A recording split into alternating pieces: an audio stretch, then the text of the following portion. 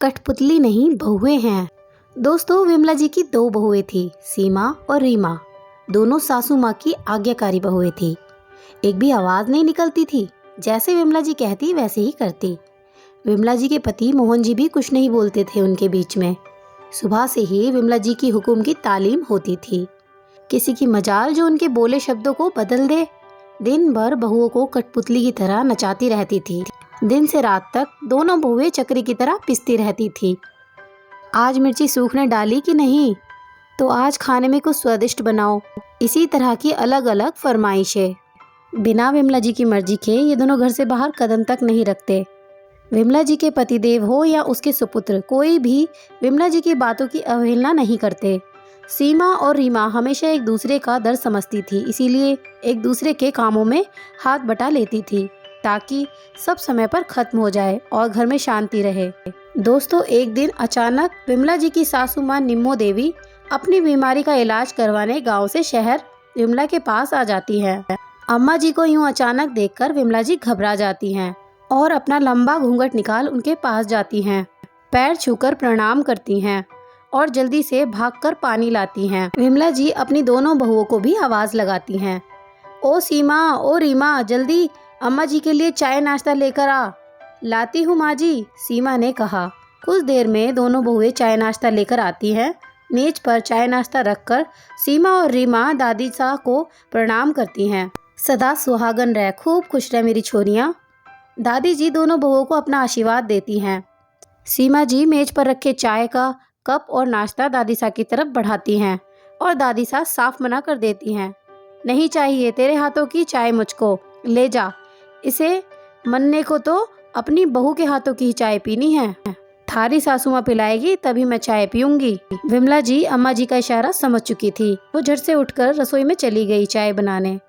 झटपट चाय बनाकर विमला जी लाकर निम्मो जी को देती हैं। ये लीजिए अम्मा जी, मेरे हाथों की चाय। चाय पीकर निम्मो जी बहुत खुश होती हैं और विमला जी को कहती हैं, ए बहू सुन, जब तक मैं इस घर में हूँ तू ही मेरा खाना पीना बनाएगी। जो ना बनाई तो मैं खाना नहीं खाऊंगी। विमला जी सुनकर परेशान हो गई। मन ही मन बोलने लगी, अरे इतने साल हो गए खाना बनाए, अब कैसे फिर से बनाऊंगी। ये अम्मा जी भी ना पीछे पड़ जाती हैं। अब भला इनको कौन समझाए। जैसे तैसे विमला जी रोज़ अम्मा जी का खाना पीना तैयार करती। ऐसा लग रहा था जैसे बहू नहीं कोई कठपुतली हो। अम्मा जी ने तो नाक में दम कर रखा है। ऊपर से हर रोज़ खाने में भी अम्मा जी की अलग अलग फरमाइशें थी, जिन्हें विमला जी को पूरा करना पड़ता ही था। कभी अम्मा जी के पैरों की मालिश करो तो कभी दवा पानी में लगो।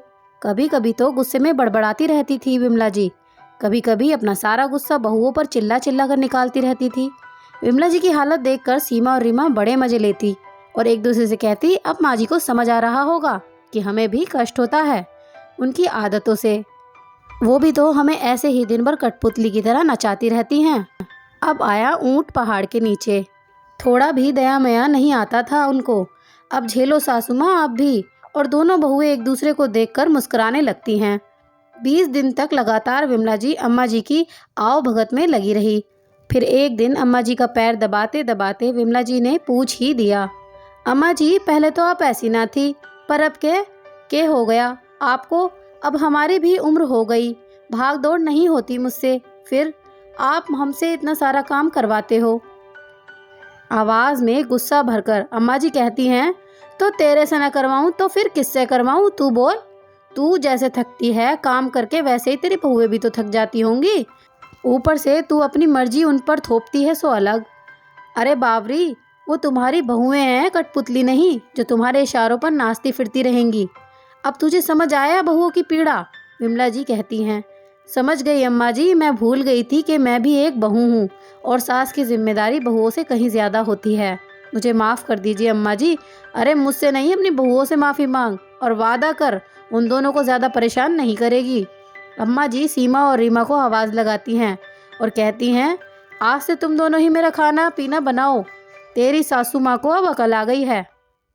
दोस्तों, उम्मीद करती हूँ आप सभी को कहानी पसंद आई होगी और साथ ही साथ दोस्तों माफ़ी चाहती हूँ, गले के इन्फेक्शन की वजह से आज थोड़ी आवाज़ कहानी में अच्छी नहीं आई। लेकिन फिर भी कहानी पसंद आई हो तो चैनल को सब्सक्राइब, वीडियो को लाइक कर दीजिएगा। मिलते हैं एक और नई कहानी के साथ, तब तक के लिए अलविदा।